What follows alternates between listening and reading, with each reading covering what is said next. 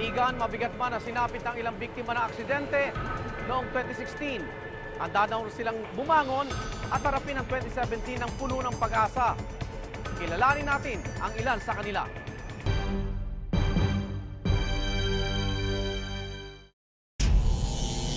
August 23, 2016, napanood sa alistong sinabi ng isang pamilya sa Malasiki, Pangasinan.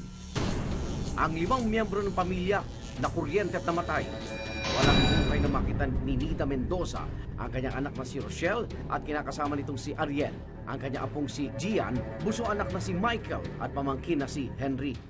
Batay sa investigasyon ng Malasiki Municipal Police, magsasampay sana ng mga nilabhan ng 25 anyos sa si Rochelle Mendoza noong August 15. Pero habang inaayos ni Rochelle ang alambreng gagamitin, hindi niya akalain na didikit pala doon sa nakasaksak na charger doon sa ground na hindi naman nakasaksak maigi.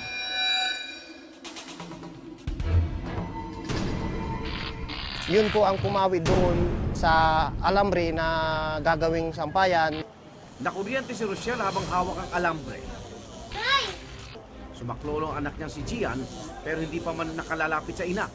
Nakuryente rin ang bata.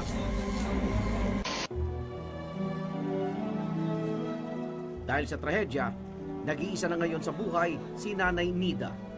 Parang binagsakan na po ako ng langit at lupa na mahirap tanggapin. Bakit? Sa kabila ng lahat, makita ko ang loob ng bahay ko puro kabaon. Pinipilit ko na lang pong tanggapin ang lahat dahil wala pong magliligpit sa mga anak ko pagka sumunod din ako. Makalipas ang 4 na buwan, natagpuan namin si Nanay Nida sa Blooming Street sa Maynila.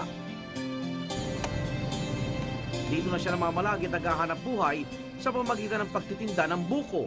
Mga anak ko nung pagkatapos po ng libing, saka po ako bumalik na Manila para magtinda ako na pansamantalang makalimot ako dahil hindi ko kaya habang nandun ako na nag-iisip ako para sa kanila. Kahit abala sa pagtatrabaho, labis pa rin ang pangungulila niya sa mga pumanaw na kaanak. Mahal na mahal ko kayo lahat kahit nandiyan na kayo sa kabilang buhay. Namimiss ko kayo lahat. At ngayong 2017, desidido si Nanay Nida na magsimulang muli.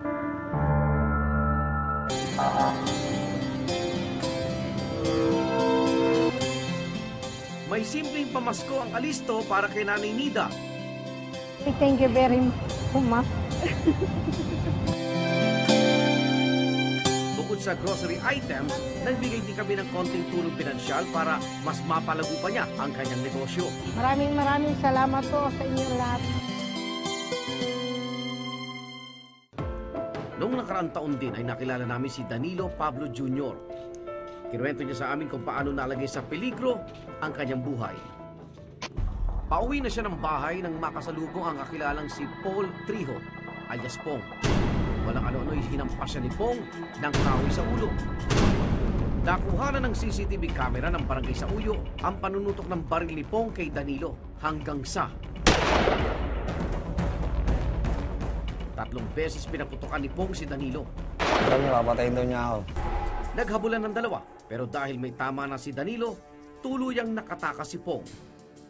Napasag ang kanyang kaliwang panga at pumaon sa kanyang pisngi ang isang bala. Kailangan daw po nga na yung titanium plate daw po na ikakabit kasi basag po yung dito. Dinalaw namin muli si Danilo. Hanggang ngayon ay hindi pa rin naaayos ang kanyang nabasag na panga at nakabaon pa rin ang bala sa kanyang pisngi. Hindi pa rin niya nabubuo ang 150,000 piso na kailangan para makabili ng titanium plate at magpa-opera.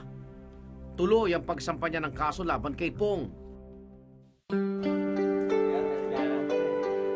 At para makatulong sa pagbabagong buhay ni Danilo, nag-abot kami ng regalo at konting tulong pinansyal na pandagdag sa mga gagastusin niya sa pagpagamot at pag-aasikaso na rin sa kaso. Gusto rin ko po magpasalamat sa inyo sa tulong na binigyan niyo po sa akin. Nobyembre ng nakaraang taon, tinampok namin ang video na ito na nag-viral sa social media. Naglalakad sa bangketa ng Legarda Corner, Aguila Street ang mga estudyanteng ito nang biglang ang truck nag-overtake sa isang jeep. Hindi nakapagpreno at inararo ang 4 na estudyante.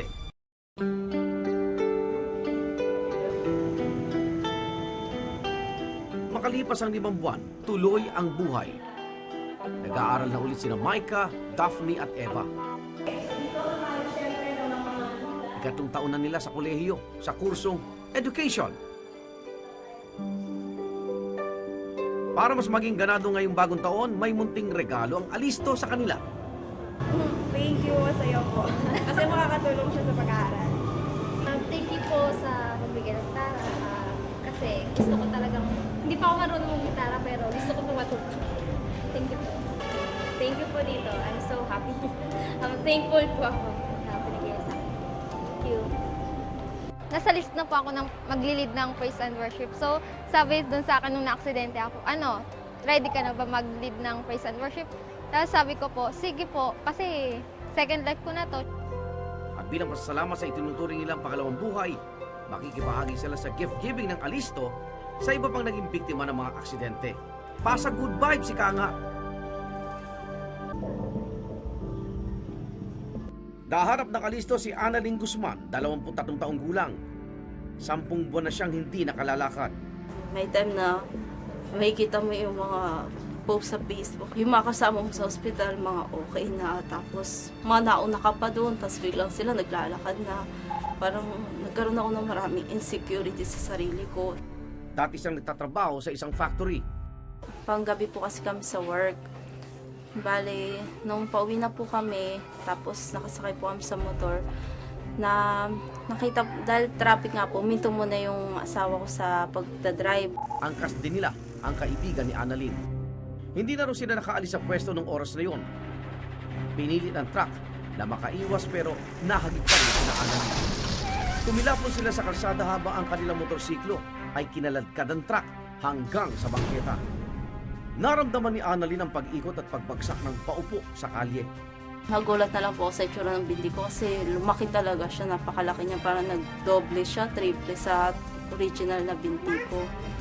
Nabali ang buto ng asawa ni Annalyn sa tuhod kaya may suporta na ito ng brace o bakal. Ang kaibigan naman niya ay naoperahan sa paa at nakalalakad na. Si Annalyn naman nabalian ng buto sa kanang hita at binti. Napinsala rin ang kanyang kaliwang sakong. Nahihirapan na po talaga ang time niya kasi nilalagnat po ako. Tapos, araw-araw po akong kinukumpulsyon.